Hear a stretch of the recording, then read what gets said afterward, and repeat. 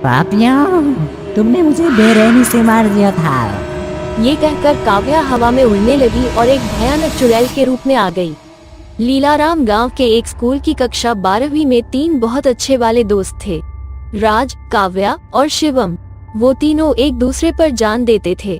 काव्या मन ही मन राज से बहुत प्यार करती थी, लेकिन उसने कभी राज को ये बताया नहीं। राज स्कूल की हर लड़की के साथ फ्लर्ट करता था, वो काव्या की तरफ उतना ध्यान नहीं देता था। क्यों काव्या, कैसा चल रहा है तेरा और राज का? यार सबको पता है कि मैं राज से कितना प्यार करती हूँ, लेकिन ये राज हर वक्त सिम्मी सिम्मी सिम्मी, इसको मेरा प्यार दिखता ही नहीं यार। अरे कोई नहीं, राज की तो आदत है, वो ऐसे ही फ्लर्ट करता रहता है, लेकिन वो प्यार तो सिर्फ तुमसे ही करता है। एक दिन काव्या स्कूल में राज को ढूंढ रही थी, लेकिन राज उसे नहीं मिला। उसने अपने दोस्त शिवम से पूछा, शिवम तुमने कहीं राज को देखा? मैं उसे कब से ढूंढ रही हूँ। अरे तुम भी बस सारा टाइम राज राज राज, कभी मुझसे ही बात कर लिया करो यार। अगर नहीं बताना तो मत बताओ, मैं खुद ढूंढ लूंगी। काव्या राज को इधर उधर ढूंढ रही थी, तभी उसको क्लासरूम में राज और सिम्मी दिखाई देते हैं। काव्या वहां जाती है, वो देखती है कि राज और सिम्मी एक दूसरे को हग कर रहे थे। ये देखकर काव्या चिल्लाती है, राज, ये तुम क्या कर रहे हो? काव्या तुम यहाँ? वो मैं तो बस सिमी के साथ बातें कर रहा था। ऐसे गले लगाकर कौन सी बातें होती है? अब काव्या रोने लगती है तो राज उसको गले लगा लेता है। तुम्हें हर एक चीज दिखाई देती है, लेकिन मेरा प्यार नहीं दिखाई देता। अरे काव्या, हमने ये सब नाटक किया था ताकि तुम अपने दिल की बात मुझसे कह सको। हाँ, अब तो तुम पकड़े गए, अब तुम नाटक ही करोगे। काव्या, राज ने ही मुझे ऐसा करने को बोला था ताकि तुम इसे अपने दिल की बात बता दो। काव्या और राज अब बहुत खुश थे। अब उनकी 12वीं पूरी हुई और वो दोनों कॉलेज में चले गए, लेकिन शिवम ने दूसरे कॉलेज में एडमिशन ले लिया। अब सब अपनी अपनी लाइफ में बिजी थे। इधर काव्या और राज एक साथ रहते और अब उनकी शिवम से बातचीत भी बंद हो चुकी थी। एक दिन, राज, मैं कुछ दिनों के लिए घर जा रही हूँ, तुम अपना ख्याल रखना। हाँ ठीक है, लेकिन थोड़ा जल्दी आना। काव्या को गए हुए तकरीबन 1 महीना होने वाला था। ना उसका कोई कॉल, ना कोई मैसेज, और ना ही राज ने उसे कॉल किया, क्योंकि राज आजकल कॉलेज में एक लड़की को डेट करने लगा था। उसका नाम भूमि था। राज ने केवल 1 महीने में काव्या को एकदम भुला सा दिया था। एक दिन राज को शिवम का कॉल आया। अरे राज, कहाँ बिजी है यार आजकल? हाँ यार, तू कभी फोन भी नहीं करता। अरे भाई बस यार, कॉलेज से रूम, रूम से कॉलेज, बस यही जिंदगी रह गई है। और बता, काव्या कैसी है? यार वो तो गांव गई हुई है, पिछले 1 महीने से मेरी उससे कोई बात भी नहीं हुई है। क्या 1 महीने से? अरे यार, तू उससे प्यार करता है, कम से कम उसका हालचाल तो पूछ लिया कर। राज फोन पर बात कर रहा था, तभी उसके कमरे में भूमि आ जाती है। राज, माय स्वीट हार्ट। राज के फोन पर ये शब्द सुनकर शिवम अपने फोन को म्यूट कर देता है और सोचने लगता है। राज ने कहा कि काव्या गांव गई हुई है। अगर काव्या गांव गई हुई है तो फिर ये पीछे से लड़की की आवाज किसकी थी जो राज को स्वीट हार्ट बोल रही थी? शिवम को थोड़ा शक सा होने लगा, लेकिन उसने इतना ध्यान नहीं दिया। करीबन 10 दिन बाद काव्या के मम्मी पापा राज के कॉलेज में आए और राज से मिलते हैं। बेटा राज, काव्या कहाँ है? ना उसका फोन मिलता है, ना कोई मैसेज। हम उसे कब से ढूंढ रहे हैं बेटा, कहाँ है वो? आंटी, काव्या तो मुझसे कहकर गई थी कि मैं गांव जा रही हूँ और आप यहाँ उसको ढूंढने के लिए आए हो। लेकिन काव्या तो गांव आई ही नहीं। क्या अंकल, मुझसे तो वो गांव के लिए बोलकर गई थी।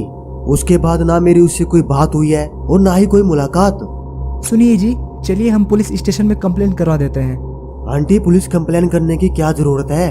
थोड़ा और वेट कर लो, कहीं वो अपने किसी दोस्त के घर पे गई हो। नहीं बेटा, 1 महीने से ऊपर होने वाले हैं, पता नहीं मेरी बेटी कहाँ होगी। काव्या के मम्मी पापा पुलिस स्टेशन जाते हैं और कंप्लेन लिखवा देते हैं। पुलिस इंस्पेक्टर कहता है, देखिए, जैसा आपने अपनी बेटी के बारे में बताया है, हमें भी कुछ दिन पहले जंगल से एक लाश मिली है, लेकिन उसका पूरा फेस खराब हो रखा है। आप चलकर देख लीजिए। नहीं, वो हमारी बेटी नहीं हो सकती। अरे मैंने कब कहा कि वो आपकी बेटी है?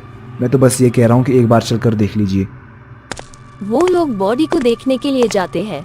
काव्या के पापा बॉडी को देखते ही रोने लगते हैं, क्योंकि उन्होंने बॉडी के गर्दन पर लिखा काव्या देख लिया था और काव्या के हाथ पर मॉम डैड लिखा हुआ था। अब ये क्लियर हो गया था कि ये बॉडी काव्या की है। काव्या का अंतिम संस्कार किया गया। राज और शिवम भी वहाँ आए हुए थे। आंटी जी, पता नहीं काव्या के साथ क्या हुआ और ये सब किसने किया, लेकिन भगवान की मर्जी के सामने हम कर भी क्या सकते हैं। अब सभी लोग अपने घर जाने लगे। शिवम और राज भी गाड़ी में वापस आ रहे थे। शिवम राज से पूछता है, अरे राज, उस दिन मैंने तुझको कॉल की थी ना, तो पीछे से किसी लड़की की आवाज़ आई थी। अगर काव्या मर चुकी थी तो फिर वो लड़की कौन थी? अरे नहीं, मेरे साथ कोई लड़की नहीं थी, लगता है तुझे वहम हुआ है। शिवम अपने घर आ तो गया, लेकिन उसके मन में बार बार यही सवाल आ रहा था कि आखिर काव्य के साथ हुआ क्या होगा।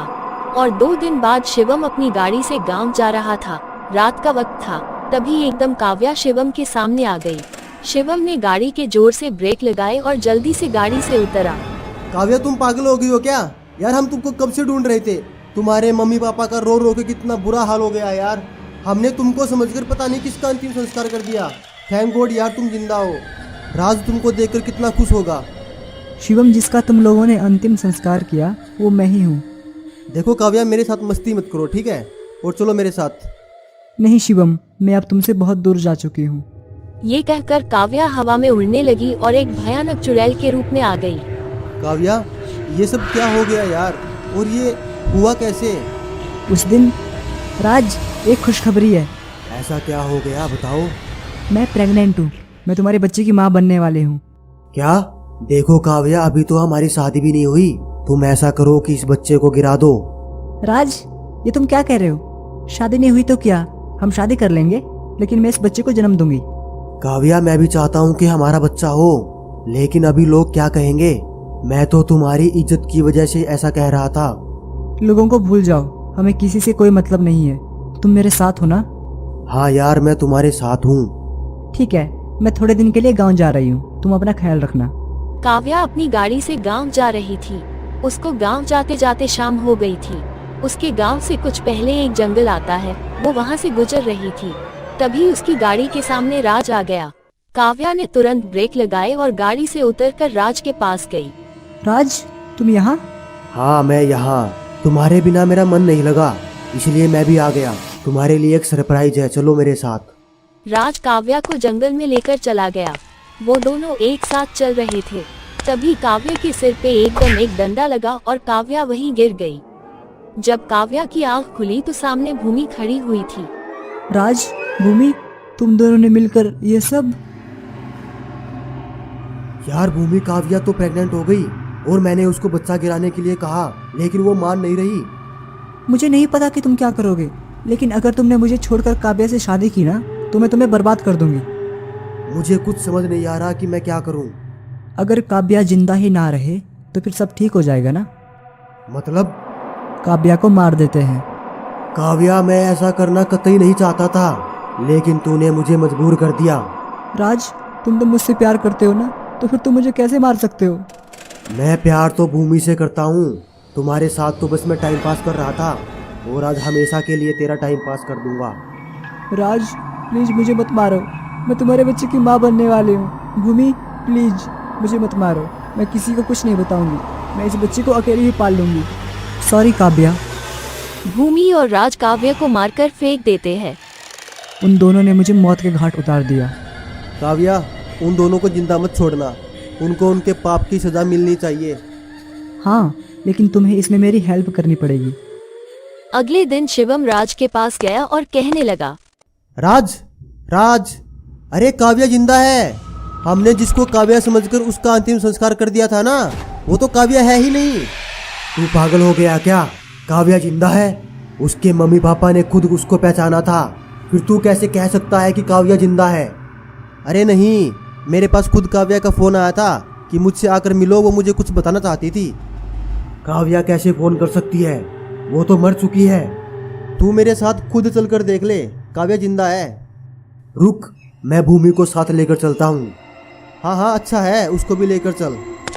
शिवम उन दोनों को लेकर उसी जंगल में पहुंच जाता है जहां काव्या की मौत हुई थी। वहां काव्या के मम्मी पापा भी आए होते हैं। अंकल, आंटी, आप यहाँ? हाँ बेटा, आज किसी को उसके पापाओं की सजा मिलने वाली है। काव्या आ जाओ, देखो कौन आया है। काव्या वहां आ जाती है। काव्या को देखकर भूमि और राज के पैरों तले से जमीन खिसक जाती है। काव्या, काव्या तुम जिंदा हो? राज, मैंने तुमको कहा था ना कि काव्या जिंदा है। ये काव्या नहीं हो सकती, ये काव्या नहीं हो सकती। क्यों? अरे तुम्हारे सामने ही तो है, ये काव्या ही है। नहीं, काव्या मर चुकी है। नहीं राज, देखो मैं जिंदा हूँ। नहीं, तुम काव्या नहीं हो। मैं ही काव्या हूँ। नहीं, तुम काव्या नहीं हो सकती, क्योंकि काव्या को मैंने खुद अपने हाथों से मारा था। ये सुनते ही काव्या एक चुड़ैल के रूप में आ जाती है। पापियों, तुमने मुझे बेरहमी से मार दिया था। काव्या प्लीज हमें माफ कर दो, हमसे गलती हो गई। माफ कर दूं? मैं तुम्हारे सामने गिड़गिड़ा रही थी, अपने बच्चे की भीख मांग रही थी, लेकिन तुमने मुझ पर रहम नहीं किया। अब तुम्हारी बारी है। काव्या उन दोनों को मार देती है और जोर जोर से चिल्लाने लगती है।